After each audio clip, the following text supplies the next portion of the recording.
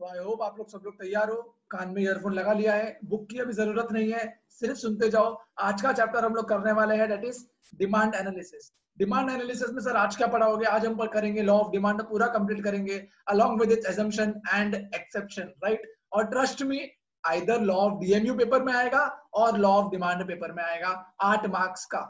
Although supply भी है, मैं बोल रहा हूँ सप्लाई भी है, लॉ ऑफ सप्लाई भी है, लेकिन उसका चांसेस मेरे को कम लगता है। जब हम वो चैप्टर करेंगे तो तीसरा लॉ भी देख लेंगे। टोटल 3 लॉ है ये इनिशियल चैप्टर्स में, एक लॉ हो चुका है, अभी हम लोग सेकंड लॉ पे है, लॉ ऑफ डिमांड, राइट। एकदम स्ट्रेट बैठो सब लोग और स्टार्ट करते हैं law of demand. Sir law of demand क्या होता है? होता क्या है? डिमांड बताना क्या चाह रहा है? पहले तो ये बताओ डिमांड बताना क्या चाह रहा है। तो डिमांड ये बताना चाह रहा है कि भाई, अगर लॉ ऑफ डिमांड क्या बताना चाह रहा है, अगर तेरा प्राइस, अगर कोई चीज का प्राइस, जैसे जैसे चीज का प्राइस बढ़ता है ना, वैसे वैसे उसकी डिमांड कम होने लगती है। जैसे जैसे चीज का प्राइस, तुम लोग के सारे डाउट्स दिमाग में रखो, एक बार लॉ कंप्लीट हो गए तो तुम्हारे 90% of the doubts automatic eliminate हो जाएंगे, राइट। सिर्फ सुनते रहो अभी और माइंड में कोई और चीजें मत आने दो, ठीक है। मैं बोल रहा हूँ कि भाई, लॉ ऑफ डिमांड क्या बोलना चाह रहा है? लॉ ऑफ डिमांड बोलना चाह रहा है जैसे जैसे प्राइस बढ़ेगा वैसे वैसे डिमांड कम होगी, और जैसे जैसे प्राइस कम होगा वैसे वैसे डिमांड बढ़ेगी, ठीक है। ये लॉ ऑफ डिमांड बोल रहा है। अब अगर हम लोग स्टार्ट करें लॉ ऑफ डिमांड में से, चालू कैसे करना है, एग्जाम में कैसे आएगा? एग्जाम में आएगा एक्सप्लेन लॉ ऑफ डिमांड में। जैसे डीएमयू था वैसे ही डिमांड भी है, चालू होगा इंट्रोडक्शन से। याद करो डीएमयू का इंट्रोडक्शन, याद करो डीएमयू का इंट्रोडक्शन। याद नहीं आ रहा तो मैं बोलता बंद करो, वापस जाओ। कैसे याद नहीं आ रहा है? अभी तो पढ़ा था। करो लॉ ऑफ डीएमयू का इंट्रोडक्शन, याद करो। प्रोफेसर गॉसन ने दिया था स्टार्टिंग में एक्सप्लेनेशन, उसको इलाबोरेट किया प्रोफेसर अल्फ्रेड मार्शल ने principle of book economics books में, और वो बुक कभी पब्लिश हुई थी? 1890 में। याद आया introduction part? Law of DMU में किया हुआ है भाई, अभी यहाँ पे डिमांड में नहीं करेंगे, डीएमयू में था ये। अब डिमांड में भी सेम है, सेम है। खाली एक चीज बता दूं, यहाँ पे गॉसेन सर जी का कोई नाम नहीं है, यहाँ पे गॉसेन सर जी, सॉरी सर जी, यहाँ पे गॉसेन सर जी का कोई नाम नहीं है। यहाँ पे प्रोफेसर अल्फ्रेड मार्शल है, क्योंकि गॉसेन ने लॉ ऑफ डिमांड में कोई कंट्रीब्यूशन नहीं किया, उन्होंने डीएमयू में किया था। प्रोफेसर अल्फ्रेड मार्शल, ये जो प्रोफेसर अल्फ्रेड मार्शल दिख रहे हैं हमको, ये प्रोफेसर अल्फ्रेड मार्शल ने लॉ ऑफ डिमांड में इंट्रोडक्शन से लेके एक्सप्लेनेशन से लेके इलाबोरेशन तक सब कंट्रीब्यूशन प्रोफेसर अल्फ्रेड मार्शल का है। सर तो हम ये सब छोड़ो, ये हम लोग को जान के क्या करना है? सर हमको ये बताओ इंट्रोडक्शन में क्या लिखे। तो इंट्रोडक्शन में तुम लोगों को गॉसेन का नाम नहीं लिखना है, प्रोफेसर अल्फ्रेड मार्शल का नाम लिखना है, और सब कुछ सेम है, सेम टू सेम जैसे डीएमयू में किया था। सर एक बार बोल के बताओ ना, मजा आ रहा है, सुन के मजा आ रहा है। हम बोलते हैं इंट्रोडक्शन में आएगा, this law is introduced by professor Alfred martial and further elaborated and explained by Professor Alfred Marshall in the book Principle of Economics, and which was published in the year 1890. खत्म। Sir ये तो same था DMU के जैसा। Same तो था, एक चीज फर्क जान ली, गॉसेन यहाँ पे नहीं आया बस। वहां पे गॉसेन था, यहाँ पे गॉसेन नहीं है, बाकी पूरा का पूरा इंट्रोडक्शन पार्ट सेम है। जैसे डीएमयू का था वैसे ही डिमांड का है, right. I guess and I hope तुमको समझ गया हो, इंट्रोडक्शन समझ गया हो ये लॉ का। अंदर इंट्रोडक्शन के बाद सेकंड पार्ट हमने डीएमयू में क्या पढ़ा था भाई? सेकंड पार्ट हमने यही तो पढ़ा था ना, मीनिंग और डेफिनेशन।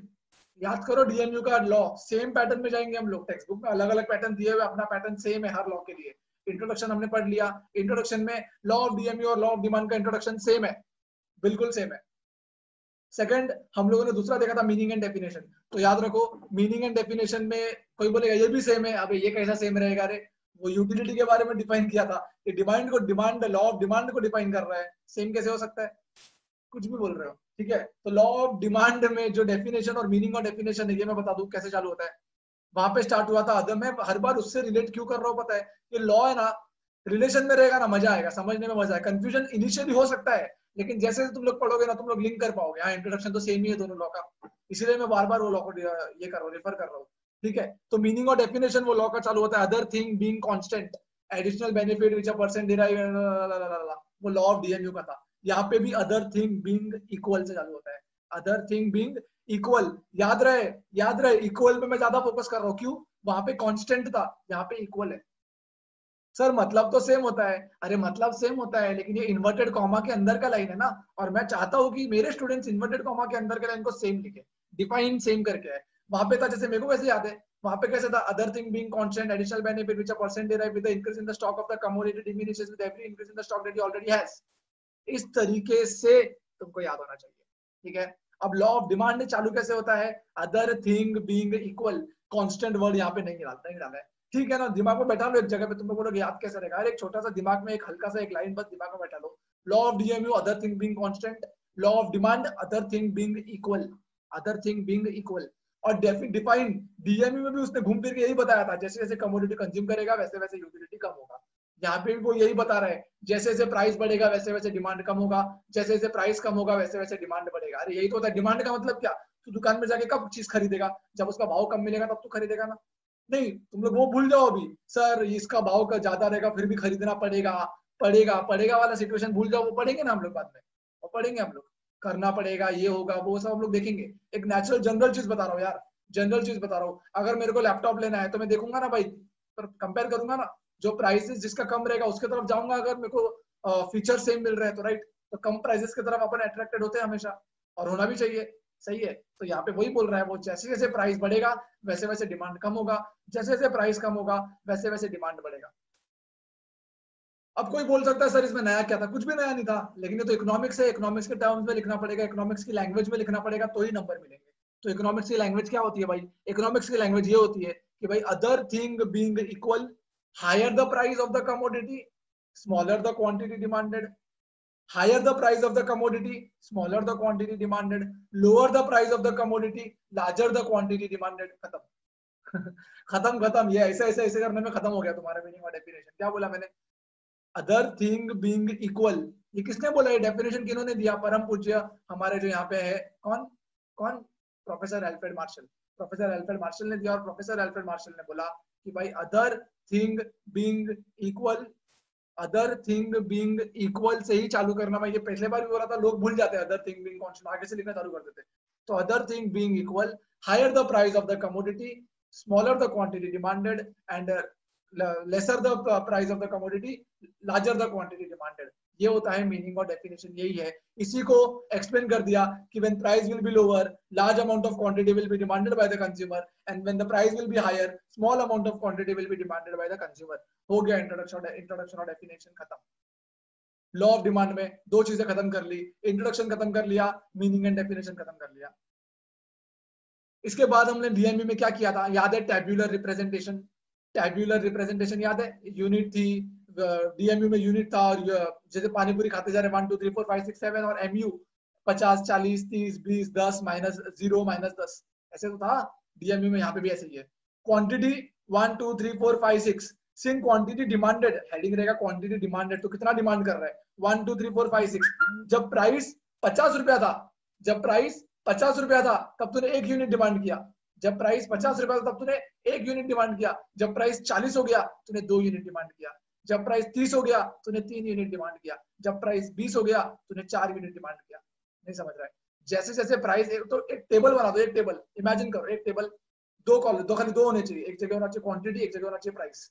ठीक है, तो पहले प्राइस बाद में quantity, because quantity demanded depend upon the price, price is not depend, price is यार in this law price is not dependent on quantity demanded, but demand जो हम लोग कितना हम लोग डिमांड करेंगे प्राइस के हिसाब से हम डिमांड करेंगे, demand depends upon the price. तो पहले प्राइस लिख लो, प्राइस कितना है लिख लो, बढ़ा दो या कैसा भी कर लो, मैं बढ़ा रहा हूँ, 10 20 30 40 50, प्राइस रखा मैंने 10 20 30 40 50। क्वांटिटी कितना डिमांड करूंगा, 10 को ले लो, 10 रुपया था तो मैंने समझ लो 100 यूनिट में खरीदता था, जब 20 रुपया हो गया तो मैं 80 खरीदूंगा, 30 रुपया हो गया तो मैं 60 खरीदूंगा। कैसे भी कर सकते हो तुम लोग, या तो प्राइस को गिरता हुआ बता दो या तो प्राइस को बढ़ता हुआ बता दो। अगर प्राइस गिर रहा है तो क्वांटिटी डिमांडेड यहाँ पे बढ़ाते रहना, और अगर प्राइस बढ़ रहा है तो क्वांटिटी डिमांडेड गिराते रहना। और अच्छे से क्लियर होगा बुक देखेंगे तो, ये तो हम लोग सिर्फ समझ रहे हैं, आई होप तुम लोग को समझा। ये था टेबुलर रिप्रेजेंटेशन। वो टेबल का नीचे ग्राफ बनाना है, ग्राफ कैसे बनेगा पता है ना तुम लोग, एक्स एक्सिस पे डिमांड, आई मीन जो ग्राफ बनता है उसमें हम लोग पहले लिखते हैं कि भाई एक्स एक्सिस पे क्या दिखेगा और वाई एक्सिस पे क्या दिखेगा, राइट। तो एक्स एक्सिस पे दिखा देना क्वांटिटी डिमांडेड, वाई एक्सिस पे दिखा देना प्राइस। क्या बोला, एक्स एक्सिस पे दिखा देना डिमांड 1 2 3 4 5 6, और यहाँ पे दिखा देना प्राइस। जैसे जैसे प्राइस बढ़ेगा वैसे वैसे डिमांड कम होता चला जाएगा, और अगर प्राइस कम हो रहा है तो डिमांड बढ़ता चला जाएगा। ये हम लोग एक बार ग्राफ देखेंगे तो हम लोग को और ज्यादा क्लियर हो जाएगा। ठीक है, I hope you all are getting my point. 4 चीजें हो गई भाई, 4 चीजें हो गई, इंट्रोडक्शन हो गया, मीनिंग डेफिनेशन हो गया, टैबुलर रिप्रेजेंटेशन हो गया, ग्राफिकल रिप्रेजेंटेशन हो गया। चलो एक बार ध्यान दो, अच्छे से ध्यान दो, एक बार फटाफट बता दूं, फटाफट वापस से बता दूं कि हमने क्या किया, एक बार वापस से बता दूं क्या किया भाई हमने, बोलो जरा क्या किया हमने? सबसे पहले इंट्रोडक्शन में क्या बोला, बोलने का ट्राई करो। प्रोफेसर अल्फ्रेड मार्शल, उन्होंने एक्सप्लेन किया, इलाबोरेट किया, किधर एक्सप्लेन किया और किधर इलाबोरेट किया उन्होंने? प्रोफेसर अल्फ्रेड मार्शल ने एक्सप्लेन किया, इलाबोरेट किया in the book principle of economics. Publish कहाँ हुई थी? पब्लिश कब हुई थी? In the year 1890। ये था इंट्रोडक्शन। गॉसिन आएगा क्या? नहीं। डेफिनेशन में क्या आएगा? डेफिनेशन में आता है अदर थिंग बीइंग कांस्टेंट, नहीं, other thing being equal. Law of demand में इक्वल वर्ड यूज किया है, other thing being equal word use किया। और क्या बोला है? Higher the price of the commodity, smaller the quantity demanded, lower the price of the commodity, larger the quantity demanded. Sir इतना फटाफट बोल दिया, हमको समझ नहीं आया भाई। इतना बोला मैंने, अगर ज्यादा प्राइस रहेगा तो कम क्वांटिटी खरीदेगा, कम प्राइस रहेगा तो ज्यादा क्वांटिटी खरीदेगा। तो higher the price, smaller the quantity demand, और क्या बोलते हैं, lesser the price, larger the quantity demand. I hope clear. Quantity demand का मतलब तू मार्केट में जाके कितना क्वांटिटी को डिमांड करेगा। तो ज्यादा डिमांड करेगा अगर भाव कम हुआ तो, और अगर भाव ज्यादा हुआ तो कम डिमांड करेगा। यही मैंने डेफिनेशन में बोला है, यही मैंने मीनिंग में बोला है। इसी को मीनिंग में लिख देना जो मैं बता रहा हूँ, यही सेम चीज मीनिंग में आ जाएगी। डेफिनेशन तो इन्वर्टेड कॉमा में आता है, इसलिए वो ध्यान देना पड़ता है कि अदर थिंग बीइंग इक्वल है कि क्या है। तो बोलते हैं other thing being equal, higher the price of the commodity, smaller the quantity demanded, lower the price of the commodity, larger the quantity demanded.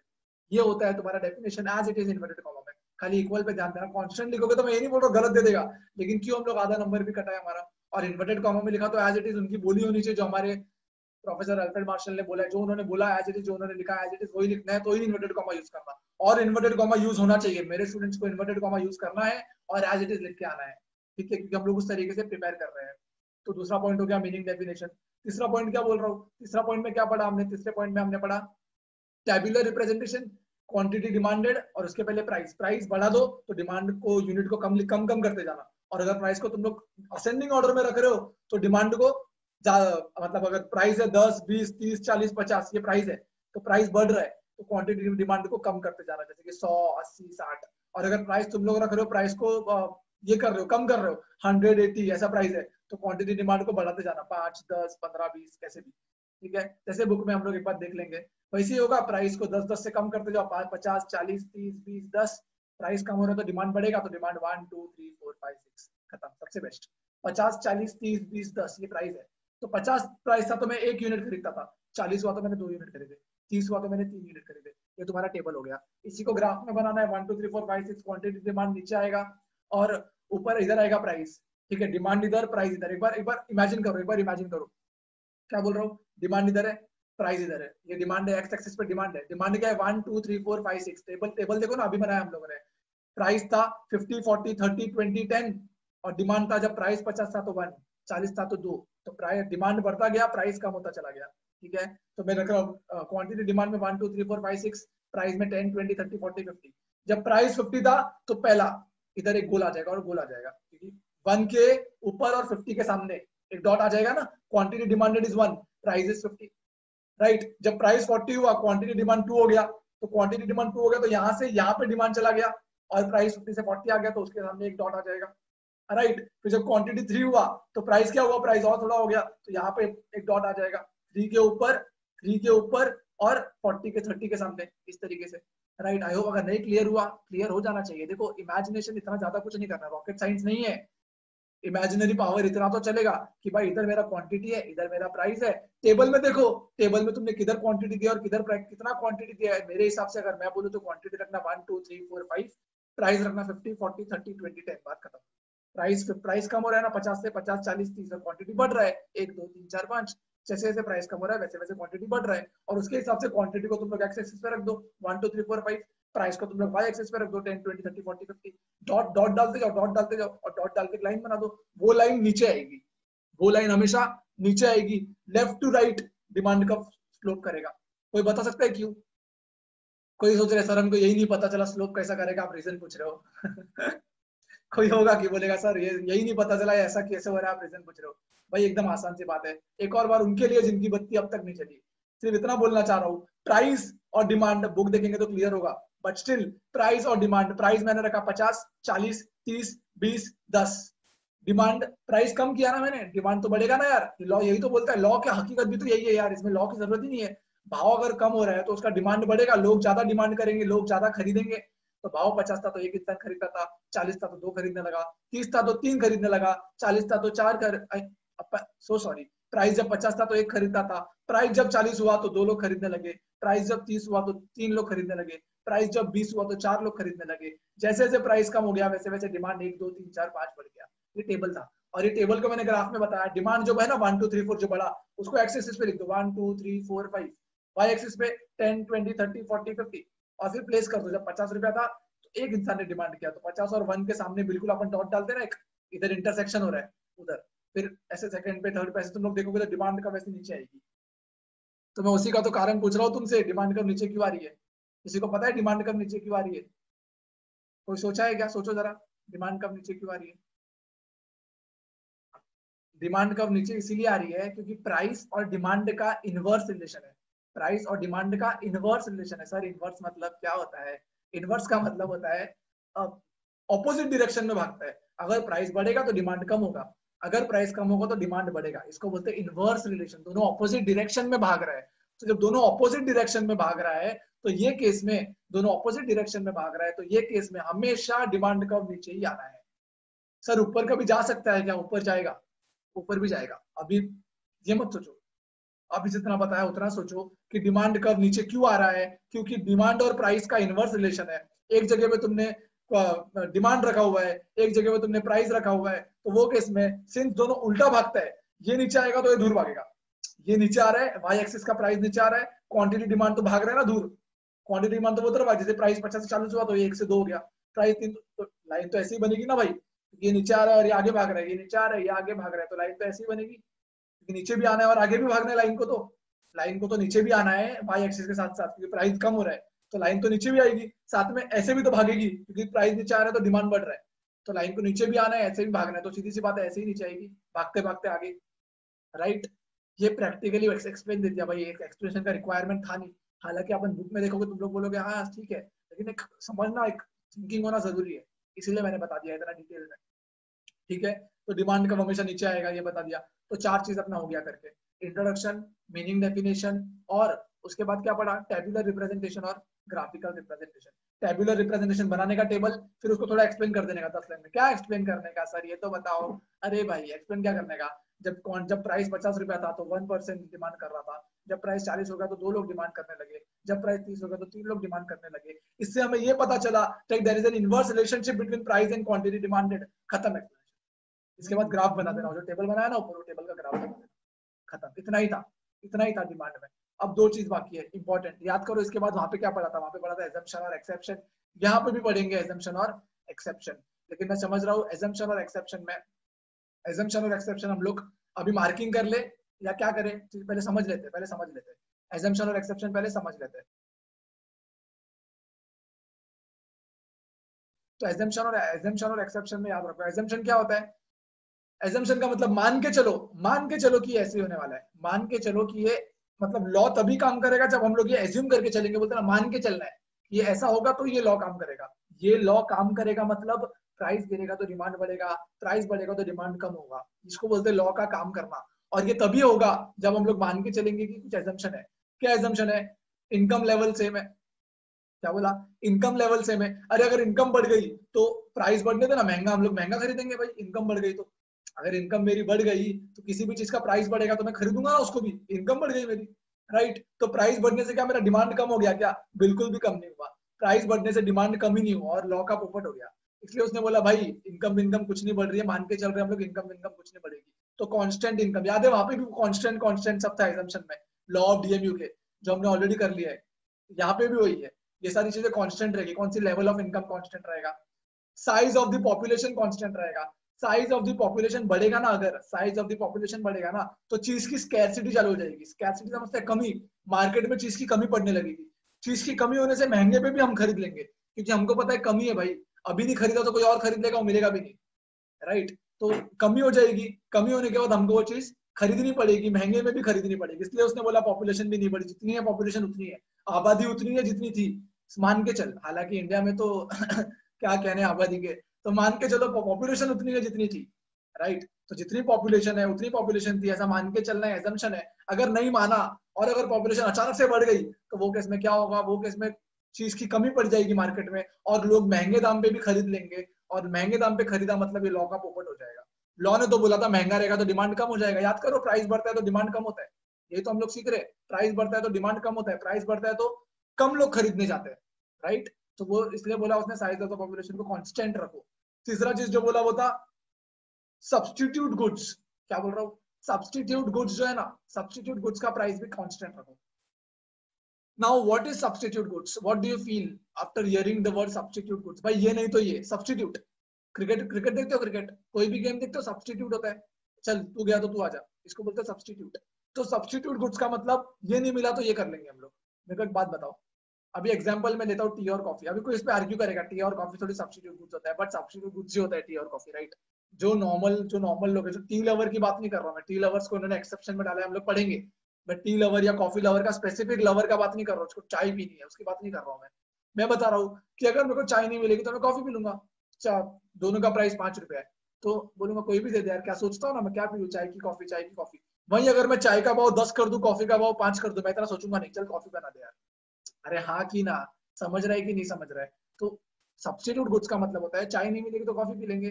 तो मेरे को एक बात बताओ, दोनों का भाव 5-5 रुपया था, दोनों का भाव 5-5 रुपया था, टी का दाम बढ़ गया, टी का दाम बढ़ गया तो डिमांड किसका बढ़ेगा, टी का कि कॉफी का? कॉफी का डिमांड बढ़ जाएगा। समझ रहे हैं क्या? मेरा कॉफी का बिजनेस है, हम लोग एक दो शॉप है बाजू में, ये मतलब चाय वाला बाजू में और मैं कॉफी वाला, हम लोग का शॉप है चाय वाले का और कॉफी वाले का, मैं कॉफी वाला हूँ, ठीक है। नाउ चाय का प्राइस जो है ना, चाय का प्राइस अचानक से उसने बढ़ा दिया। तो मैं देखा चाय का प्राइस बढ़ने से मेरा कॉफी का डिमांड बढ़ गया। जो लोग वहां पे चाय पीने आते थे ना, उसके 50% लोग अब यहाँ पे आते कॉफी पीने के लिए। तो मुझे एक बात बताओ, क्या मैंने मेरे कॉफी का भाव कम किया क्या? सोचो सोचो, क्या मैंने मेरे कॉफी का भाव कम किया? नहीं, नहीं कम किया, फिर भी मेरा डिमांड बढ़ गया। इसी को बोलते हैं सब्स्टिट्यूट गुड्स का इफेक्ट, कि भाई सब्स्टिट्यूट गुड्स के प्राइस के चेंज होने की वजह से मेरा डिमांड चेंज हो गया और ये लॉ हल गया। क्योंकि ये लॉ क्या बोला था, ये लॉ बोला था तेरा डिमांड तभी बढ़ेगा, तेरा डिमांड तभी ही बढ़ेगा जब तू तेरा प्राइस कम करेगा, अदरवाइज तेरा डिमांड बढ़ने वाला नहीं है। अदरवाइज तेरा डिमांड बढ़ने वाला नहीं है, प्राइस कम होगा तो ही तेरा डिमांड बढ़ेगा। यहाँ तो मेरा प्राइस कम ही नहीं हुआ, लेकिन सब्स्टिट्यूट गुड्स का प्राइस कम होने की वजह से मेरा डिमांड बढ़ गया। इसीलिए इसने बोला मान ले भाई, मान ले मेरे भाई, सब्स्टिट्यूट गुड्स का प्राइस सेम है। अब मेरा डिमांड क्या, अचानक से लोग चाय नहीं पीएंगे, जो कॉफी पीते कॉफी पियेंगे, भाव सेम रहा तो उसका भी और मेरा भी। जो कॉफी का दाम है, जो प्राइस का दाम है वो सेम रहा तो लोग, जो कॉफी पीता है कॉफी पिएगा, जो चाय पीता है वो चाय पिएगा। अरे एक दो ग्लास ऊपर नीचे का बात नहीं कर रहा हूँ मैं, ठीक है ना, थोड़ा बड़ा सोचो। तो एक दो ग्लास का बात नहीं कर रहा हूँ मैं, आई होप समझ में आ रहा है तुम लोग को। तो सब्स्टिट्यूट गुड्स की वजह से मेरा भाव चेंज हो गया, जबकि मैंने मेरा प्राइस चेंज ही नहीं किया था। आई मीन सब्स्टिट्यूट गुड्स की वजह से मेरा डिमांड चेंज हो गया, जबकि मैंने मेरा प्राइस चेंज ही नहीं किया था। ऐसे कैसे? ऐसे इसीलिए क्योंकि वो सब्स्टिट्यूट गुड्स है ना, लोग दोनों में से कुछ भी ले सकते हैं, जो सस्ता मिलेगा वो। तो इसीलिए ये एक्सेप्शन में डाला है, क्योंकि मैंने मेरा प्राइस तो चेंज नहीं किया, तो मेरा डिमांड क्यों चेंज हो गया? नहीं होना चाहिए लॉ के हिसाब से, इसलिए उसने बोला सब्स्टिट्यूट गुड्स तेरा भी दाम सेम रहेगा भाई, मान लो सब्स्टिट्यूट गुड्स का दाम भी सेम है, ठीक है। ये था तीसरा एजम्पशन। चौथा एजम्पशन जो है वो है कॉम्प्लीमेंट्री गुड्स का प्राइस। कॉम्प्लीमेंट्री गुड्स का प्राइस, कॉम्प्लीमेंट्री गुड्स क्या होता है? कॉम्प्लीमेंट्री गुड्स होता है कार और पेट्रोल। जो एक डिमांड किया ना तो दूसरा डिमांड भी मेरे को करना पड़ता है, वो दोनों की मतलब बोलते हैं ना, दो जिस्म एक जान। वो है। तो पेट्रोल और कार खरीदेगा तो पेट्रोल खरीदना पड़ेगा। अभी डीजल वीजल का एग्जांपल मत देना यार, अच्छा वाला गाड़ी है, मर्सिडीज का बात कर रहा हूँ मैं। ठीक है। तो मैं क्या बोल रहा हूँ, मैं बोल रहा हूँ भाई पेट्रोल और कार, इसको बोलते हैं कॉम्प्लीमेंट्री गुड्स। कॉम्प्लीमेंट्री गुड्स का मतलब यह होता है, कॉम्प्लीमेंट्री गुड्स का मतलब ये होता है कि भाई एक का प्राइस चेंज हो गया ना, दूसरे का डिमांड चेंज हो जाता है। तुम लोग को पता है जो गाड़ी खरीदता है वो पेट्रोल पे भी कहीं ना कहीं उसकी नजर होती है। ये नहीं गाड़ी खरीद गया तो घर के बाहर ही पड़ी रहे, पेट्रोल के लिए पैसे ही नहीं है, ऐसे नहीं होना चाहिए और ऐसे नहीं होता है, ठीक है। तो मैं यही बता रहा हूँ कि भाई जैसे जैसे प्राइस चेंज होता है ना, प्राइस कॉम्प्लीमेंट्री गुड्स का प्राइस चेंज होता है, वैसे वैसे डिमांड भी चेंज होता है। किसका? मेरे गुड्स का, राइट। तो ये बोल रहा है काम कर, एज्यूम कर कि कॉम्प्लीमेंट्री गुड्स का प्राइस भी सेम है, राइट। ताकि उसके प्राइस के हर चेंजेस की वजह से तेरा डिमांड ना चेंज हो जाए, तेरा डिमांड खाली तेरे प्राइस की वजह से चेंज हो। I hope I am very clear in this 4 points which income same होना चाहिए। दूसरा क्या पढ़ा था? पॉपुलेशन का साइज सेम होना चाहिए, सब्स्टिट्यूट गुड्स का प्राइस सेम होना चाहिए, कॉम्प्लीमेंट्री गुड्स का प्राइस चेंज होना चाहिए। और आगे 3 पॉइंट है, टेस्ट हैबिट में अचानक से चेंज नहीं आ जाना चाहिए, फैशन में चेंज नहीं आ जाना चाहिए। अभी एग्जांपल ये लड़कियों को ज्यादा होता है, सॉरी टू से, आई मीन लड़कियों को ज्यादा होता है, मतलब उन लोगों को तैयार वैयार होने का शौक ज्यादा होता है ना।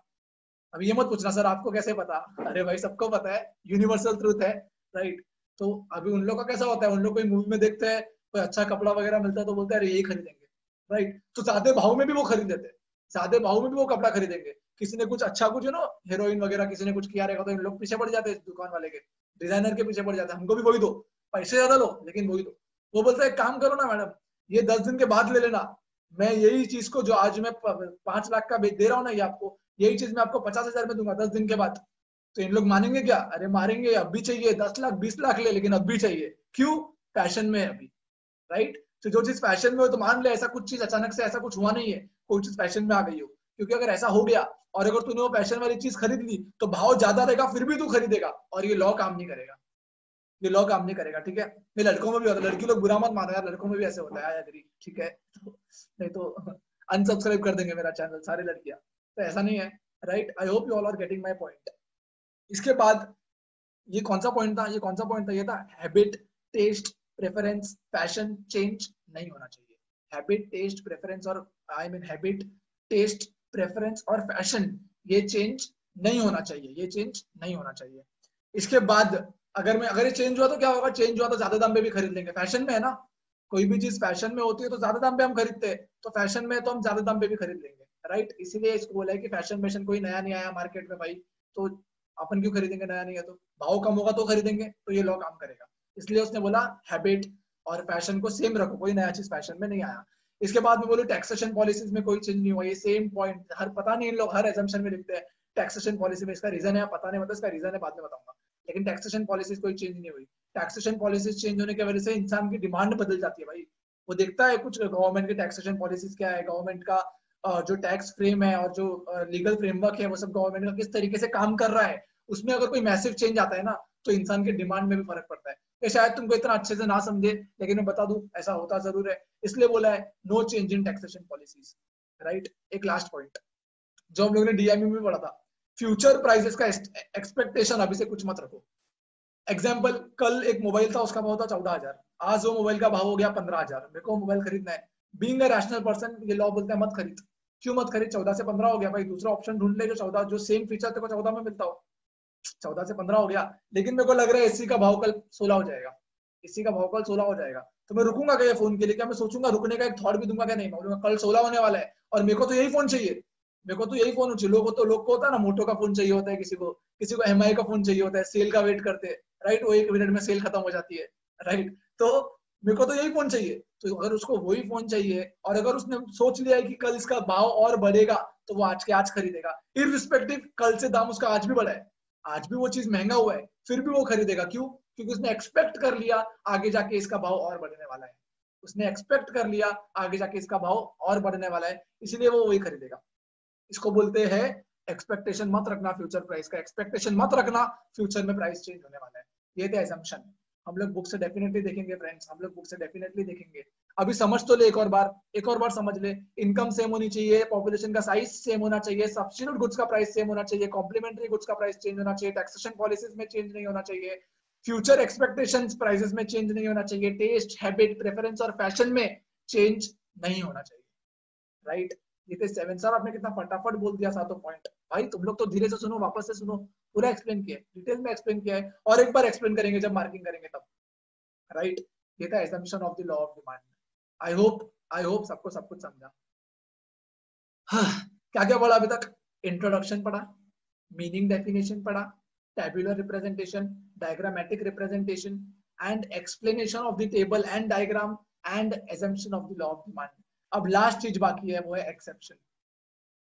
एंड आई फील एक्सेप्शन में से कोई एक पॉइंट अलग से भी आ सकता है, अगर पूरा लॉ नहीं आया, suppose law of DMU paper में आ गया, तो एक्सेप्शन का पॉइंट अलग से भी आ सकता है, क्योंकि एक्सेप्शन इसके अच्छे हैं, छोटे हैं लेकिन अच्छे हैं, छोटे हैं लेकिन बहुत अच्छे, मेरे को इसके एक्सेप्शन अच्छे लगते हैं।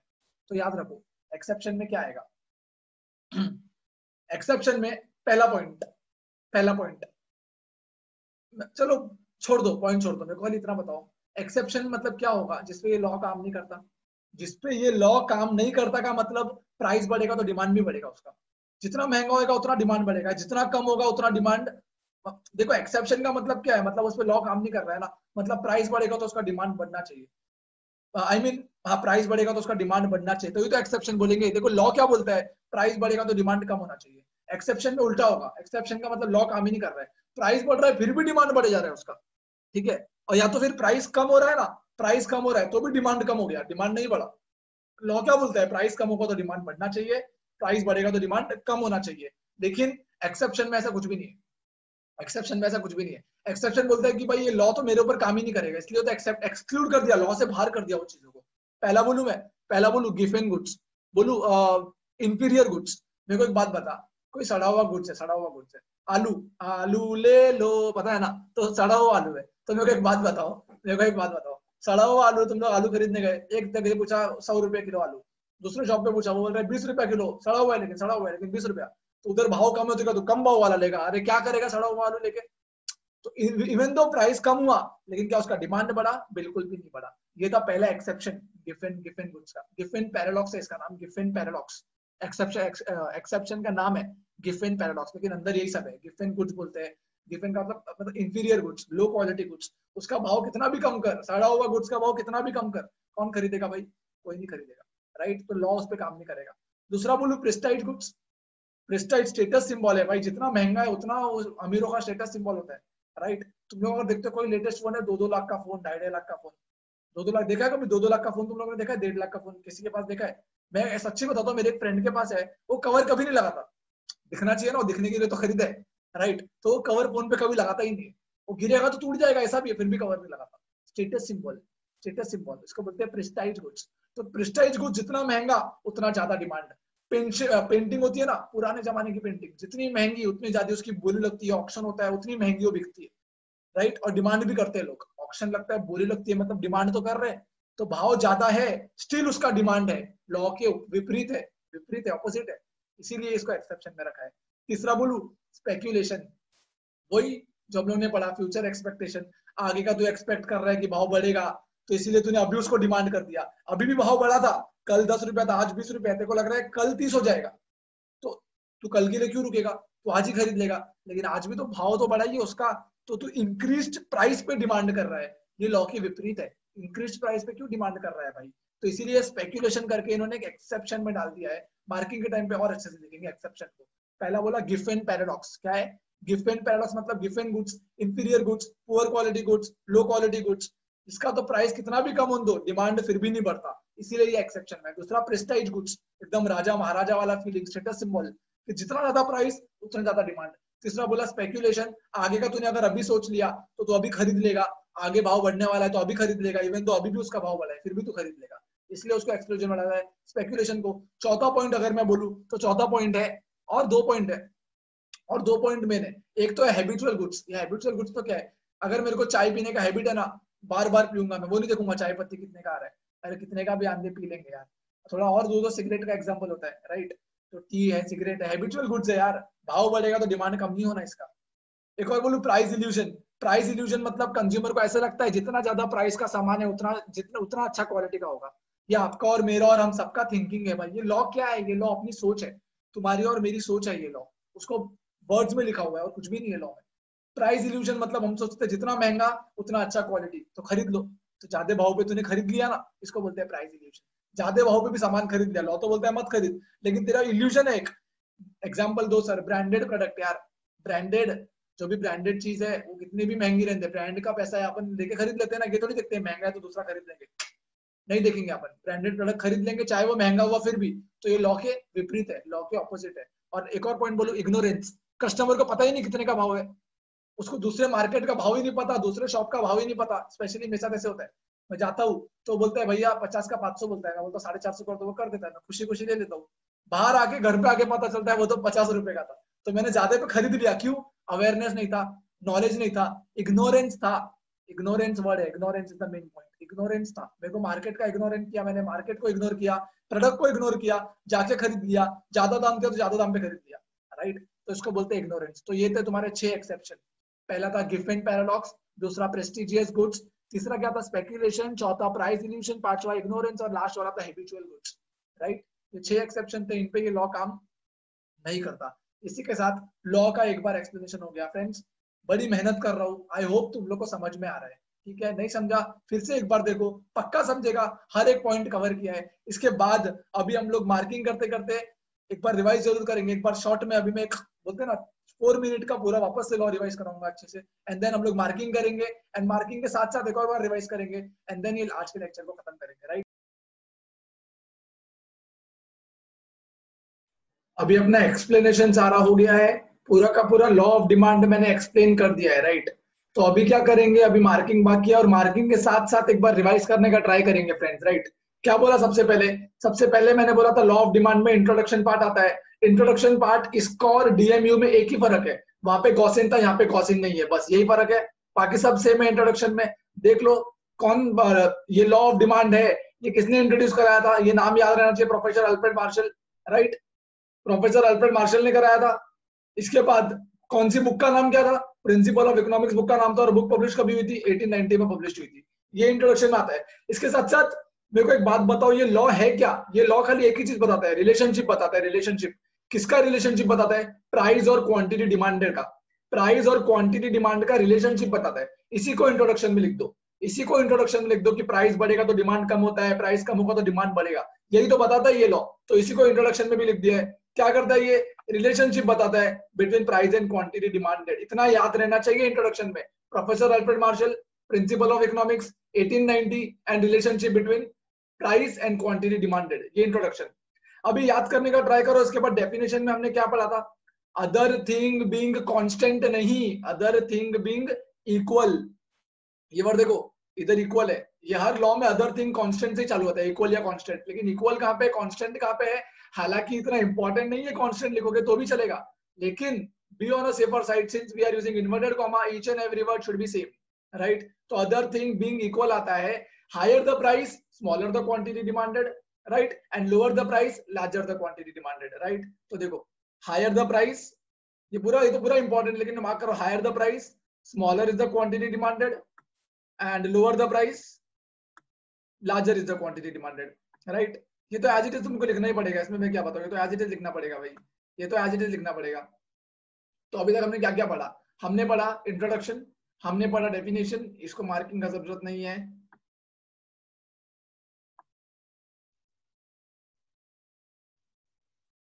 राइट।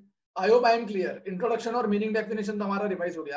ये जो डेफिनेशन है ना, ये जो इन्वर्टेड कॉमा में ना, ये एज इट इज डेफिनेशन है, इसी को अच्छे वर्ड्स में बोल दो ना, कि प्राइस जैसे जैसे बढ़ेगा वैसे वैसे डिमांड कम होगा, जैसे जैसे प्राइस कम होगा वैसे वैसे डिमांड बढ़ेगा। इसीलिए इसीलिए ये दोनों के बीच में, प्राइस और डिमांड के बीच में जो रिलेशनशिप है वो इनवर्स है। कौन सा है, इनवर्स है। ये एक्सप्लेनेशन है। इसके बाद देखो, there is an inverse relationship, inverse relationship याद रखना।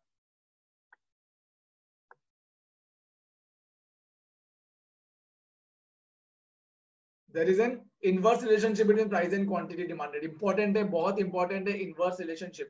तो पहले इंट्रोडक्शन में professor Alfred martial, principal of economics 1890 यार, रिलेशनशिप बताता है प्राइस और डिमांड के बीच में। फिर स्टेटमेंट के other thing being equal, higher the price of the commodity smaller the quantity demanded, lower the price of the commodity larger the quantity demanded. कोई बोलेगा इतना फटाफट क्यों बोल रहा है, खाली रीड ही तो कर रहा है, खाली इंपॉर्टेंट चीजें तो बता रहे हैं तुम लोग, और क्या बता रहे हैं, राइट। इसके बाद क्या पढ़ा, इसके बाद जो हमने पढ़ा, इनवर्स रिलेशनशिप होता है किसका, प्राइस और क्वांटिटी का इनवर्स रिलेशनशिप होता है, एक बढ़ता है दूसरा कम होता है, दूसरा बढ़ता है पहला कम होता है, इसको बोलते हैं इनवर्स रिलेशनशिप, राइट। इसके आगे का देखते हैं। ये सिंबल में, ये सिंबल में हम लोग देखेंगे क्या होता है, सिंबल में हम लोग देखेंगे क्या होता है, ठीक है। ये फंक्शन सिंबल में, ये हम लोग ये नहीं लिखोगे लॉ में तो भी चलेगा, मैं बता रहा हूँ, बिल्कुल भी इंपॉर्टेंट नहीं है, वैसा नहीं लगता सिंबल तो लिखना पड़ेगा, कुछ जरूरी नहीं, बता दूंगा, हालांकि मैं बता दूंगा नेक्स्ट लेक्चर में कि सिंबल क्या है, जैसे जैसे हम लोग आगे बढ़ेंगे वैसे वैसे, ठीक है। तो इंट्रोडक्शन हो गया, मीनिंग और डेफिनेशन हो गया। इसके बाद जो हम लोग करते हैं वो बता दो। इसके बाद हम लोग पढ़ते हैं, एक्चुअली एजम्पशन नहीं पढ़ते, इसके बाद हम लोग पढ़ते हैं टेबुलर रिप्रेजेंटेशन, लेकिन अभी एजम्पशन देख लेते हैं। एजम्पशन में क्या क्या है, एजम्पशन में मैंने इनकम सेम होना चाहिए, साइज सेम होना चाहिए, सब्स्टिट्यूट गुड्स का प्राइस सेम होना चाहिए, कॉम्प्लीमेंट्री गुड्स का प्राइस चेंज होना चाहिए, प्राइस सेम होना चाहिए, देन टैक्स पॉलिसी सेम होनी चाहिए, फ्यूचर एक्सपेक्टेशंस कुछ भी नहीं होना चाहिए, राइट। तो constant level of income same होना चाहिए, क्योंकि if there is a rise in income people में demand more at a given price, क्योंकि अगर इनकम बढ़ गई तो पीपल डिमांड मोर करेगा सेम प्राइस पे, मतलब प्राइस कम नहीं हुआ फिर भी डिमांड बढ़ जाएगा उसका, क्योंकि इनकम बढ़ गया है ना तेरा, तो इनकम बढ़ने से ऐसा होगा। साइज ऑफ पॉपुलेशन होगा, अगर कोई भी चेंज होता है पॉपुलेशन के साइज में तो उससे डिमांड पे फर्क पड़ेगा। प्राइस तो चेंज भी नहीं हुआ, प्राइस उतना ही है, पॉपुलेशन के बदलने से डिमांड बदल गया, ठीक है। तो इसीलिए बोल रहा भाई पॉपुलेशन तो मत बदलना, पॉपुलेशन तो उतना ही रहना, क्योंकि पॉपुलेशन उतना ही रहेगा तो डिमांड पे फर्क आएगा, तो खाली प्राइस के वजह से फर्क आना चाहिए। लॉ क्या बोलता है, ये लॉ बोलता है डिमांड प्राइस के वजह से चेंज हो रहा है, होना चाहिए बस, और कोई फैक्टर नहीं, इसीलिए बाकी सारे फैक्टर को सेम सेम करते जाओ। डिमांड तुमको लगता है जिसके जिसके वजह से चेंज होता रहता है ना, वो सारे फैक्टर को सेम करते जाओ, खाली प्राइस के कारण डिमांड चेंज होना चाहिए, राइट। इसके बाद देखो आगे का पॉइंट क्या है, प्राइस ऑफ सब्स्टिट्यूट गुड्स, हम लोग को पता है any change in the price of the substitute goods will affect the demand. दूसरा प्राइस, दूसरे गुड्स का, सब्स्टिट्यूट गुड्स का प्राइस चेंज, टी और कॉफी का एग्जांपल दिया था, कॉफी का भाव बदलने से टी का डिमांड बदल गया, तो ये बोल रहा है भाई कॉफी का भाव बदल ही मत, कॉफी का भाव उतना ही रख, ताकि मेरा डिमांड है ना खाली मेरे प्राइस के बदलने से चेंज हो और कोई फैक्टर के कारण मेरा डिमांड चेंज ना हो, राइट। इसके बाद अगर हम लोग आगे देखेंगे तो कॉम्प्लीमेंट्री गुड्स है, मैंने बोला था कार और पेट्रोल होता है कॉम्प्लीमेंट्री गुड्स, तो एक का भाव बढ़ने से दूसरे का डिमांड बढ़ जाता है, चेंज हो जाता है। इसीलिए जो एक का भाव बढ़ रहा है ना, वो एक के भाव को बढ़ने ही मत दो, उसके भाव को ही कांस्टेंट कर दो। तो वो बोल रहा है it is assume that prices remains unchanged, price unchange होना चाहिए, क्यों? क्योंकि चेंज अगर हो गया ना प्राइस, तो दूसरे का डिमांड चेंज हो जाएगा, एक का प्राइस चेंज हो गया तो दूसरे का डिमांड चेंज हो जाएगा। तुम लोग को समझ रहा है कि एजम्पशन में क्या क्या हम लोग कांस्टेंट रख रहे हैं? एजम्पशन में हम लोग वो सारी चीजें कांस्टेंट रख रहे हैं, जो कि भाई दूसरे का प्राइस चेंज हो रहा है, तो मैं अगर दूसरे का प्राइस चेंज हो रहा है तो मैं मेरा डिमांड चेंज नहीं होना चाहिए, मेरा डिमांड तो खाली मेरे प्राइस के कारण ही चेंज होना चाहिए ना यार। तो बस वही ये लॉ बता रहा है, इसीलिए हम लोग ये सारी चीज को कांस्टेंट रखना पड़ रहा है, जिसके जिसके कारण मेरा डिमांड चेंज हो जाता है। मैं तो प्राइस चेंज ही नहीं कर रहा हूँ, तो मेरा डिमांड जो जो कारण के वजह से चेंज हो रहा है वो सारे कारण को कांस्टेंट रख दो, अगर वो चेंज नहीं होगा तो मेरा डिमांड भी चेंज नहीं होगा, इसीलिए मेरा डिमांड तभी चेंज होगा जब मेरा प्राइस चेंज हो रहा है, ऐसा लॉ बोलता है, राइट। अभी भी अगर किसको थोड़ा सा भी कंफ्यूजन है तो उसको मैं बता दूं, ये लॉ क्या बोलता है? ये लॉ बोलता है मेरा प्राइस कम हुआ तो डिमांड बढ़ेगा, मेरा प्राइस बढ़ गया तो डिमांड कम होगा, बस। दूसरे का प्राइस बढ़ा, इनकम बढ़ा, उससे डिमांड चेंज नहीं होना चाहिए ये लॉ के हिसाब से। तो चेंज तो होगा ना, प्रैक्टिकली सोचो, इनकम बढ़ेगी तो मैं महंगी चीजें भी खरीदूंगा ना, तो ये लॉ तो बोलता है महंगी है तो डिमांड कम है, लेकिन महंगी है तो मैं तो फिर भी खरीद रहा हूँ, कारण क्या है? कारण क्या है? कारण ये है कि भाई मेरी इनकम बढ़ गई, तो इसीलिए उसने बोल दिया इनकम को कांस्टेंट रख दो, उसने बोल दिया पॉपुलेशन साइज को कांस्टेंट रख दो, उसने बोल दिया सब्स्टिट्यूट गुड्स के प्राइस को कांस्टेंट रख दो, उसने बोल दिया कॉम्प्लीमेंट्री गुड्स के प्राइस को भी कांस्टेंट रख दो। जिस जिस चीज से अदर देन प्राइस मतलब कीमत के अलावा अदर देन प्राइस और कोई चीज से अगर मेरी डिमांड फर्क पड़ रही है, वो सारी चीज को कांस्टेंट रखने बोल दिया इसने, वो सारी चीज को कांस्टेंट रखने बोल दिया इसने। बोला भाई कोई एक्सपेक्टेशन मत रखना फ्यूचर प्राइस का, इसका भी मैंने सिखा दिया है कि फ्यूचर के प्राइस में अगर चेंज होगा तो मैं करंट में मेरे डिमांड में चेंज आ जाएगा, हालांकि करंट का प्राइस चेंज नहीं हुआ है, स्टिल मेरे को लग रहा है कल महंगा होने वाला है, मैं आज खरीद लूंगा, क्या प्राइस कम हुआ उसका? नहीं, फिर भी मैंने डिमांड कर दिया, प्राइस कम नहीं हुआ, स्टिल मैंने डिमांड कर दिया, इसीलिए इसने बोला कि भाई फ्यूचर का मत सोच कुछ, ठीक है। क्योंकि if consumer expect a rise in the price in the future they may demand more in the present even at higher price, इसीलिए उसने बोला कि एक्सपेक्टेशंस अबाउट फ्यूचर प्राइस मत रख, कुछ मत सोच फ्यूचर प्राइस का। टेस्ट हैबिट मत सोचना, मैंने बोला था, फैशन के बारे में मैंने एग्जांपल दिया था, राइट। तो it is assume that consumer preferences will remain unchanged, unchange अगर चेंज हो गया तो डिमांड चेंज होगा, अगर कुछ भी चेंज हो गया तो डिमांड चेंज होगा, राइट। इसके बाद जो last point, no change in taxation policies, taxation policies का इंपैक्ट बहुत ज्यादा होता है, टैक्स के हिसाब से हम लोग डिसाइड करते हैं, कभी कभार अपन नहीं, बट एक अगर हायर अथॉरिटी की बात करो, हायर लेवल बोलते हैं ना, बिग बिजनेसमैन की बात करो, तो हम लोग टैक्स के हिसाब से अपने डिमांड को सेट करते हैं, राइट। तो उसने बोला भाई टैक्सेशन पॉलिसीज भी कांस्टेंट रहेगा, कुछ है नहीं इसमें यार, policies of the government have a great impact and therefore उसको भी कांस्टेंट कर दिया, ताकि उसके वजह से भी मेरी डिमांड चेंज ना हो, मेरी डिमांड तभी चेंज हो जब मेरी प्राइस चेंज हो रही है, अदरवाइज इसीलिए बाकी सारी चीजों को बोला सेम रख, सेम रख, सेम सेम सेम सेम, क्योंकि मेरी डिमांड खाली मेरे प्राइस के कारण चेंज होनी चाहिए, ठीक है। ये था एजम्पशन ऑफ द लॉ। हम लोग एक बार वो भी ये करेंगे, पूरा रिविजिट करेंगे किस तरीके से लिखना है, राइट। अभी तुम लोग को इतना तो समझ गया, इसके बाद अगर आगे का बात करेंगे तो आगे क्या है भाई, ये टेबल बताया था ना, प्राइस 50 40 30 20 10, अगर जैसे जैसे प्राइस देखो, यहाँ पे देखो प्राइस कम होता जा रहा है, प्राइस कम होता जा रहा है तो डिमांड देखो बढ़ता जा रहा है। सर हम लोग उल्टा कर सकते हैं क्या, प्राइस बढ़ा के डिमांड कम कर सकते हो? कैसा भी करो, लेकिन दोनों को इन्वर्स रखना, प्राइस कम हो रहा है तो डिमांड बढ़ाना, प्राइस बढ़ा रहे हो तो डिमांड कम रखना। जैसे कि अगर मैंने यहाँ पे लिखा 50 की जगह 10 20 30 40 50, तो भाव बढ़ रहा है ना, तो डिमांड में करूंगा 5 4 3 2 1, समझा? कैसे भी करो, लेकिन जैसा टेक्स्ट बुक में दिया है वैसा करो ना, क्या तकलीफ है? अपन अगर याद कैसे रहेगा सर कम हो रहा है कि ज्यादा हो रहा है? भाई क्वांटिटी डिमांड है ना, तू डिमांड करता है ना, तेरी डिमांड तो बढ़ा, ऐसे इस तरीके से याद रख कि मेरे को डिमांड बढ़ाना है 1 2 3 4 5 6, तो प्राइस ऑटोमेटिक कम करना पड़ेगा तेरे को, राइट। तो ये दिमाग में बैठा लो कि मेरे को डिमांड बढ़ाना है, डिमांड बढ़ाने के लिए प्राइस कम करना पड़ेगा ना, लॉ तो यही बोलता है प्राइस कम होगा तो ही डिमांड बढ़ेगा। देखो डिमांड बढ़ाना है 1 2 3 4 5 6, तो प्राइस कम कर दे, 50 40 30 100 90 80 कुछ भी कर, लेकिन कम कर प्राइस को, ठीक है। तो ये था इसका एक्सप्लेनेशन, ये रहा। एक्सप्लेनेशन में मार्क नहीं कराऊंगा, क्यों कराऊं भाई, क्या है एक्सप्लेनेशन में? When price was ₹50 1 kg is demanded, देखो इधर इन केजीज में लिखा हुआ है, देखो तुम लोग इन ग्राम इन कुछ भी लिखो, टन लिखो, जो लिखना है वो लिखो, कुछ फर्क नहीं पड़ता, ठीक है।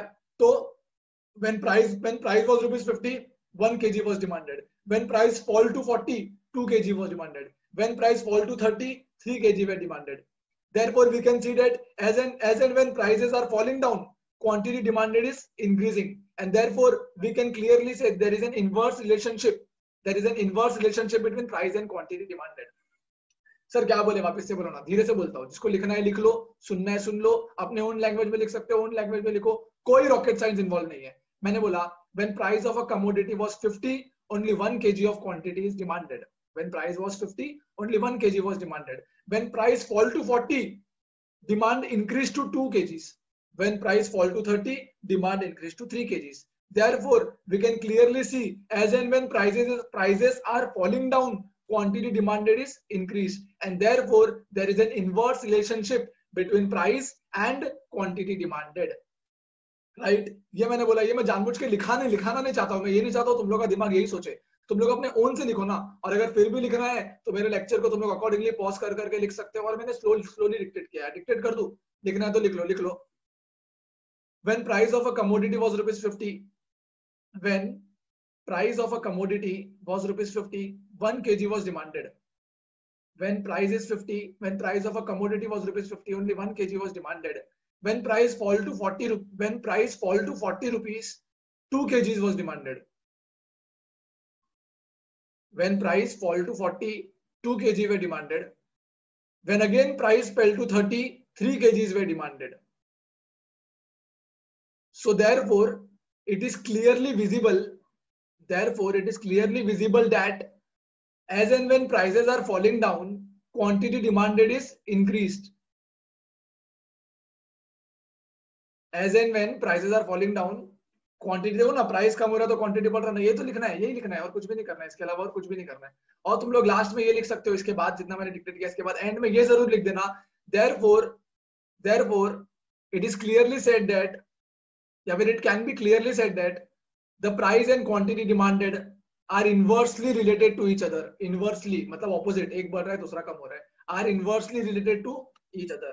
ठीक है, तो ये लिखना है एक्सप्लेनेशन में, एक्सप्लेनेशन पढ़ लेना, जैसे लिखा है वैसे ही रहेगा. कुछ डाउट है तो तुम लोग पूछ सकते हो एनी टाइम.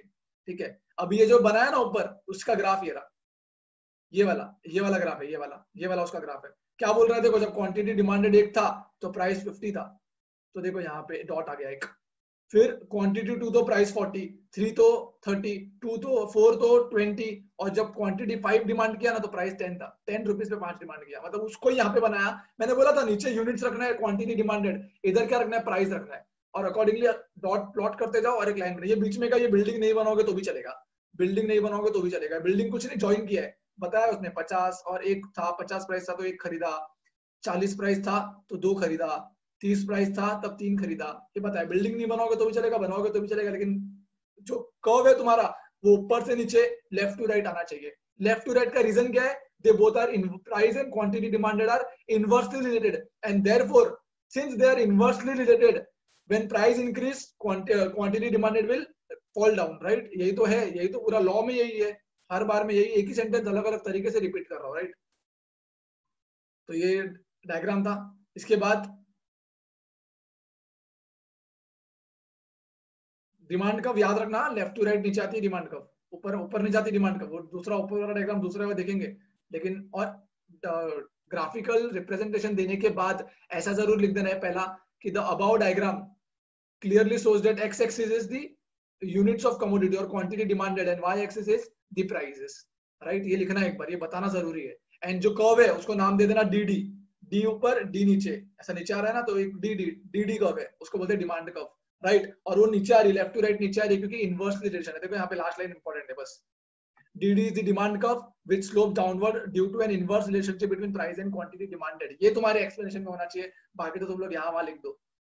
ठीक है, इसके बाद एक्सेप्शन क्या क्या देखा, पहला इंट्रोडक्शन के बाद मीनिंग डेफिनेशन, उसके बाद देखा हम लोगों ने tabular representation, graphical representation, assumption पहले ही देख लिया एजम्पशन.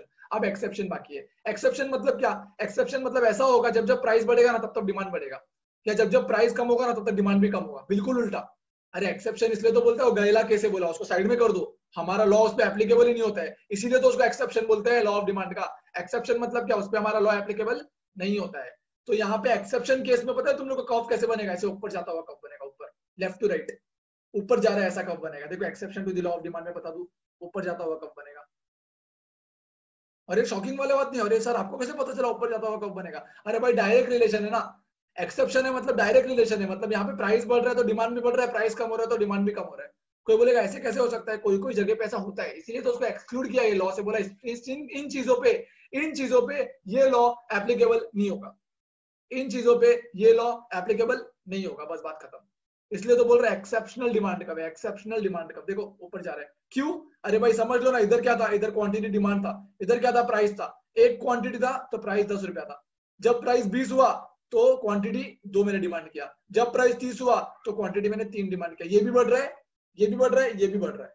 तो इसलिए कब ऐसा जा रहा है, क्योंकि उसको ऊपर भी जाना है और राइट में भी जाना है, तो ऊपर भी जाना है और राइट में भी जाना है, तो ऐसे ही जाएगा ना, ऊपर और राइट में, राइट की तरफ भी जाना चाहिए कब और ऊपर की तरफ भी जाना चाहिए, तो वैसे ही तो जाएगा यार, समझ रहे क्या? तो इसको बोलते हैं एक्सेप्शनल डिमांड कब, इसको बोलते हैं एक्सेप्शनल डिमांड कब। कौन से केस में मैंने बताया था, गिफेन गुड्स, वो सर रॉबर्ट गिफेन करके इंसान है, सर रॉबर्ट गिफेन, वो रॉबर्ट गिफेन ने बोला कि भाई ये तो लॉ यहाँ पे काम ही नहीं कर रहा, वो इंग्लैंड में था, उसने इंग्लैंड में देखा कि ब्रेड ब्रेड है ना, ब्रेड ब्रेड का क्वालिटी कम हो गया, तो ब्रेड का जब क्वालिटी कम हो गया तो कम दाम में भी नहीं बिक रहा है, ब्रेड ब्रेड जब ज्यादा भाव में था तब बिकता था, कम क्वालिटी हो गया, क्वालिटी डिग्रेड हो गया तो बिक ही नहीं रहा है। मैंने एग्जांपल दिया था, सड़ा हुआ आलू है, सड़ा हुआ आलू अगर तुम लोग को कोई बेचेगा, खराब आलू है, खराब आलू अगर तुम्हें कोई बेचेगा, आलू का दुकान है ना, आलू ले लो वाला, तो आलू ले लो के केस में, आलू के दुकान में तुम लोग गए, आलू खरीदने गए, तो एक जगह पे 100 रुपए का किलो आलू है, तो तुम लोगों ने बोला नहीं महंगा है, दूसरी जगह पे 50 रुपए, लेकिन सड़ा हुआ आलू है, तो प्राइस कम है, तो क्या तुम लोग डिमांड कर लोगे क्या? नहीं, मतलब 100 रुपया प्राइस ज्यादा है फिर भी तुम लोग डिमांड कर रहे हो,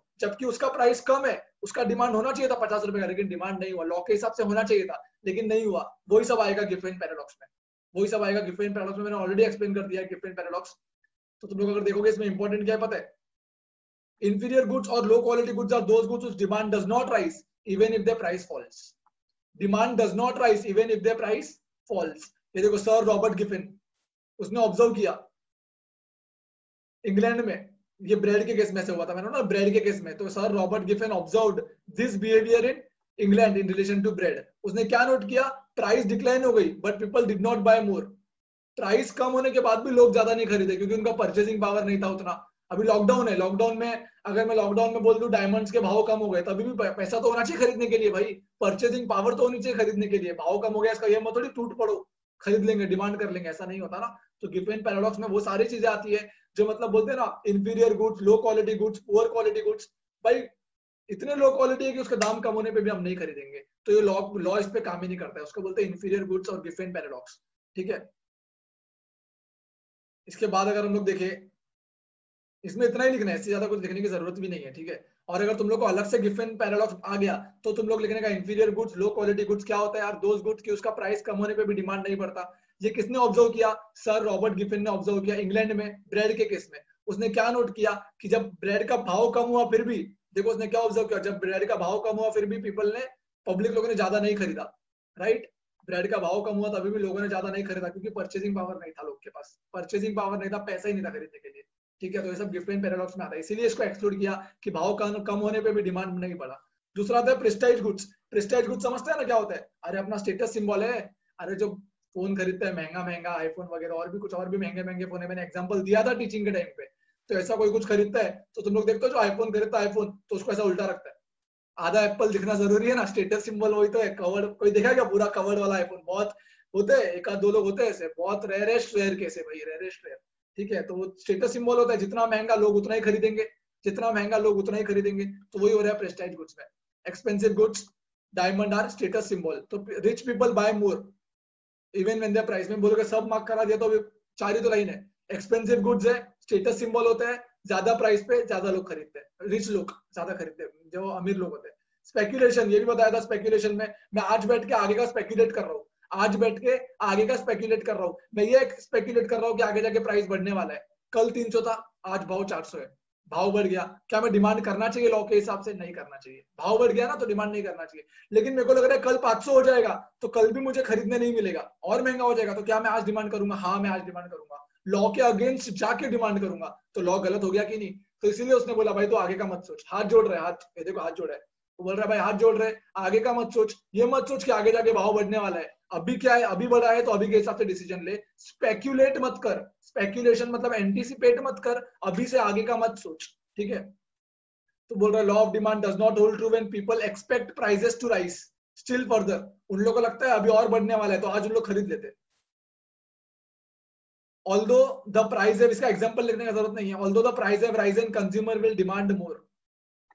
सिंस अभी भी प्राइस बढ़ गया है 300 से 400 हुआ आज, फिर भी आज भाव बढ़ने के बाद भी लोग खरीदेंगे क्योंकि उनको लग रहा है आगे जाके और बढ़ने वाला है। Anticipation of further rise in price, उनको लग रहा है ना आगे जाके और, एग्जांपल लिखने की जरूरत नहीं है, उनको लग रहा है आगे जाके भाव और बढ़ने वाला है तो मैं उन लोग आज ही डिमांड कर देंगे, जबकि आज भी भाव बढ़ा हुआ है। ठीक है, इसके बाद है प्राइस इल्यूशन।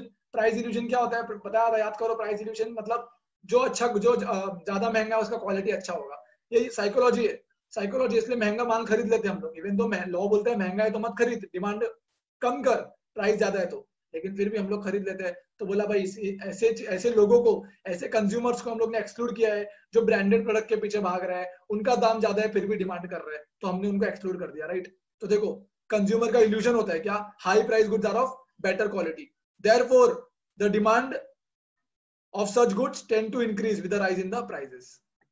अब इसमें क्या है, सिंपल तो है यार, प्राइस इल्यूजन है। लोगों को लगता है हाई क्वालिटी हाई प्राइस, तो हाई क्वालिटी इसलिए हाई प्राइस का खरीद लेते हैं, इवन तो प्राइस ज्यादा है फिर भी खरीद लेते हैं, उसी को बोलते हैं प्राइस इल्यूजन। एग्जांपल आएगा ब्रांडेड प्रोडक्ट्स। इग्नोरेंस, इग्नोरेंस मतलब मेरे को मार्केट का मालूम ही नहीं है यार, मेरे को प्रोडक्ट के बारे में मालूम ही नहीं है, मार्केट के बारे में मालूम ही नहीं है। 50 रुपए का माल मैं 500 में खरीद लिया और मेरे को लगा वाह वाह मजा आ गया, कम में खरीदा, बाहर जाके पता चला 50 रुपए का था वो, तो मेरे को जब नॉलेज ही नहीं थी तो मैंने महंगे में खरीद लिया। इग्नोरेंस बोलते हैं उसको, इग्नोरेंस, राइट। तो due to ignorance people buy more commodity at high price, इतना लिखोगे तो भी चलेगा। due to ignorance people buy more commodity at high price and therefore even though price is high quantity demand is also high।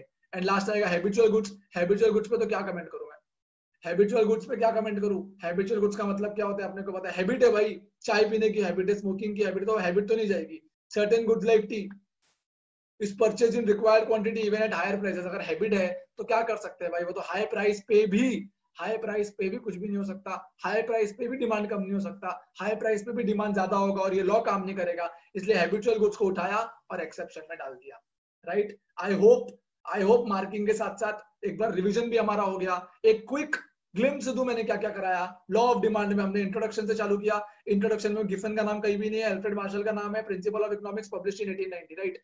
इसके बाद हमने क्या किया, इसके बाद डेफिनेशन दिया। डेफिनेशन में क्या था, अदर थिंग बीइंग कांस्टेंट नहीं equal, other thing being equal, higher the price of the commodity, smaller the quantity demanded, lower the price of the commodity, larger the quantity demanded। ठीक है, ये हम लोगों ने पढ़ा मीनिंग में, ये हमने पढ़ा डेफिनेशन में। इसके बाद इसी को एक्सप्लेन किया, उसमें इंपॉर्टेंट लाइन दी, there is an inverse relationship between price and quantity demanded. इसके बाद हमने क्या पढ़ा, इसके बाद पढ़ा टेबुलर रिप्रेजेंटेशन। टेबल आएगा, भाव को या कम कर दो या बढ़ा दो, कैसा भी कर दो, क्वांटिटी हमको बढ़ानी है। मैंने बोला था ये माइंडसेट से बैठोगे हमको क्वांटिटी बढ़ानी है, तो क्वांटिटी 1 2 3 4 5 6, क्वांटिटी बढ़ा दी तो भाव को कम करना पड़ेगा, 50 40 30 20 10। ठीक है, इस तरीके से फिर उसका ग्राफ बना दो, उसको थोड़ा एक्सप्लेन कर दो। When price was 50 quantity demanded was 1, when price fall to 40 demand increase to 2, when price fall to 30 demand increase to 3। therefore we can clearly say that there is an inverse relationship between price and quantity demanded। इसके बाद assumption पढ़ा, assumption के बाद 4 exception पढ़े और उसके marking भी करा दिए। I hope I am very clear and I hope आपको पूरा लॉ ऑफ डिमांड समझाओ। एंड ट्रस्ट मी, इसमें से 4 नंबर का तो कहीं भी नहीं गया, लॉ ऑफ डिमांड की बात कर रहा हूँ, पूरा लॉ ऑफ डिमांड 8 नंबर का आता है। और मैं जैसे डीएमयू में बोला था वैसे ही ये लॉ में भी बोल रहा हूँ, दोनों लॉ में से एक लॉ एग्जाम में आएगा ही आएगा, ये मेरे को लगता है। और जो मेरे को लगता है वो 99.99999% सही होता है। ठीक है, तो ये 2 लॉ में से एक लॉ आपके एग्जाम में आएगा, तो ये अच्छे से देख लेना और अच्छे से समझ गया एक बार तो इसको बार बार वीडियो को चलाना, बार बार सुनना, ताकि सुनी हुई चीजें जल्दी भूलते नहीं हम लोग। पर हो सकता है पढ़ने में तुमको बोर होता हो, सुनी हुई चीजें जल्दी नहीं भूलोगे, तो बार बार पढ़ो, बार बार देखो। और इंपॉर्टेंट जो मैंने वर्ड्स मार्क करा है, अभी बोलोगे सर कितना ज्यादा मार्किंग करा दिया, अभी इतना इंपॉर्टेंट चीज है ना ये, लिखा ही कम है। अब लिखा ही एक पॉइंट के अंदर 4 लाइन है, अब उसमें से मैं तुम लोगों को अगर कुछ और भी कम करा दूं तो हो सकता है नंबर कट जाए, तो फॉर दैट पर्पस मैं वो नहीं चाहता कि तुम्हारे नंबर कटे, इसीलिए मेरे को जो इंपॉर्टेंट लगता है और जो मैं इतने सालों से मार्किंग कराता आया हूँ उस तरीके से मैं मार्किंग करा रहा हूँ। बट यस, आगे जाके जब हम लोग और चैप्टर करेंगे ना जहाँ पे बहुत सारा लिखा हुआ है, वहां पे मार्किंग का अलग ही इंपॉर्टेंस होगा, राइट। एंड आई होप आपको मजा आया हो लॉ ऑफ डिमांड में, एंड लॉ ऑफ डिमांड अच्छे से समझ गया हो। ठीक है, so we have completed with law of demand now, right. तो हमारा लॉ ऑफ डिमांड का जो 5 पार्ट होता है, basically introduction, meaning, definition, tabular, graphical representation, उसका एक्सप्लेनेशन, असम्पशन एंड एक्सेप्शन, ये सारे लॉ ऑफ डिमांड के हमने कंप्लीट कर दिए, राइट। सो नाउ सर ये इंपॉर्टेंट है, मैंने पहले ही बता चुका है, लॉ ऑफ डीएमयू। और लॉ ऑफ डिमांड, ये दोनों में से एक लॉ एग्जाम में आएगा 8 मार्क्स का। सर लॉ ऑफ डिमांड आएगा तो क्या क्या लिखने का, सेम जो डीएमयू में लिखते थे वो सेम डिमांड में लिखने का। Introduction, meaning definition, tabular representation, graphical representation, explanation of the tabular and graphical representation, assumption and exception की खाली हेडिंग्स बस। लेकिन उन्होंने बोल दिया लॉ विद एक्सेप्शन, तो एक्सेप्शन भी डिटेल में लिखना पड़ेगा, राइट। 8 मार्क्स का एग्जाम में तुम लोग लॉ ऑफ डिमांड को एक्सपेक्ट कर सकते हो। 8 नंबर बहुत होते हैं भाई, 80 मार्क्स के पेपर में 8 नंबर दे रहा है। और इसके पहले वाला चैप्टर 6-7 नंबर का आने वाला है अगर लॉ नहीं आया तो। डीएमयू का बात कर रहा हूँ, मार्जिनल यूटिलिटी का, यूटिलिटी एनालिसिस का। तो 8 नंबर, 6-8 नंबर वहां से, 8 नंबर यहाँ से, तो मिला के तुम्हारा 15-16 मार्क्स का, ये हमारा 15-16 मार्क्स का पोर्शन खत्म हो गया इकोनॉमिक्स में। 110% आएगा। हमने एक एक चीज पढ़ी है, राइट। हालांकि डिमांड एनालिसिस खत्म नहीं हुआ है, जो बाकी है वो नेक्स्ट लेक्चर में कर देंगे। और मोस्ट प्रोबेबली नेक्स्ट लेक्चर में ये चैप्टर खत्म हो जाएगा, राइट। एंड आई होप मजा आया हो, सबको समझाओ। एंड अगर कुछ भी नहीं समझा तो आप मुझे पर्सनली पूछ सकते हैं, मेरा नंबर डिस्क्रिप्शन बॉक्स में दिख गया है। And please once again subscribe कीजिए, सब्सक्राइब नहीं किया है तो बेल आइकन दबा दीजिए ताकि आपको सबसे पहले नोटिफाई हो। लाइक कीजिए, शेयर कीजिए और अपने क्वेरीज नीचे कमेंट भी कर सकते हो। आपको लेक्चर कैसा लगा बिल्कुल नीचे कमेंट करके मुझे बताइएगा। एंड कोई भी क्वेरीज हो, कुछ एडिशनल क्वेरीज हो, कमेंट करके नहीं पूछनी है तो मेरे पर्सनल नंबर पे भी पूछ सकते हो, राइट। ये चैप्टर नेक्स्ट लेक्चर तक खत्म होने के बाद 3B पे जाएंगे एंड 3B के बाद चैप्टर नंबर 1 पे आएंगे, राइट। और अगर आपने मेरे पहले के वीडियोस नहीं देखे तो मैं बता दूं, यूटिलिटी एनालिसिस चैप्टर 2 का पूरा वीडियो ऑलरेडी अपलोड हो चुका है यूट्यूब पे। आप यहाँ पे लिंक, आप प्लेलिस्ट जाकर देख सकते हो और यहाँ पे आपको स्क्रीन पे भी 2 वीडियो दिखेंगे। वो 2 वीडियो में से आपको जो पसंद है वो आप देख सकते हो। प्लेलिस्ट में जाके आपको सारे वीडियो दिख जाएंगे, वो भी आप देख सकते हो। और एक और बात मैं बता दूं, पूरा का पूरा इकोनॉमिक्स 12 स्टैंडर्ड का फ्री ऑफ कॉस्ट यूट्यूब पे अपलोड हो जाएगा आप लोग के लिए। तो बस एक ही रिक्वेस्ट है, जो लॉकडाउन है, जो घर पे बैठे हो, तो उसका टाइम यूटिलाइज करो और इकोनॉमिक्स मेरे साथ साथ कंप्लीट करने का ट्राई करो, राइट। हम लोग सिर्फ मार्किंग नहीं कर रहे, सिर्फ समझ नहीं रहे, हम लोग सब कुछ कर रहे हैं। साथ में ये भी बताते जा रहा हूँ कि कौन सा कितने मार्क्स का एग्जाम में आ सकता है। और अगर आपको पीडीएफ टेक्स्ट बुक चाहिए तो वो भी मैंने डिस्क्रिप्शन में अटैच करके रखी है। जो नोट से मैं पढ़ा रहा हूँ, जो टेक्स्ट बुक से मैं पढ़ा रहा हूँ, वो भी नीचे अटैच करके रखी है, राइट। क्वेश्चन आंसर्स का पीछे का टेंशन बिल्कुल भी मत लो, जो पढ़ा रहा हूँ इसमें सब कुछ कवर हो गया है। और अगर फिर भी as I already told you in my last lecture कि एक लेक्चर जरूर रखेंगे, उसमें 2-2 चैप्टर का एक्यूमुलेट करके हम लोग क्वेश्चन आंसर्स करेंगे, राइट। और अगर आपको कोई भी अभी भी स्टिल कुछ भी डिफिकल्टी हो तो मुझे व्हाट्सएप कर दो, मेरा नंबर डिस्क्रिप्शन बॉक्स में है, कमेंट करके भी आप पूछ सकते हो, right. And please once again like, share, subscribe and comment, right. Thanks a lot, thank you very much.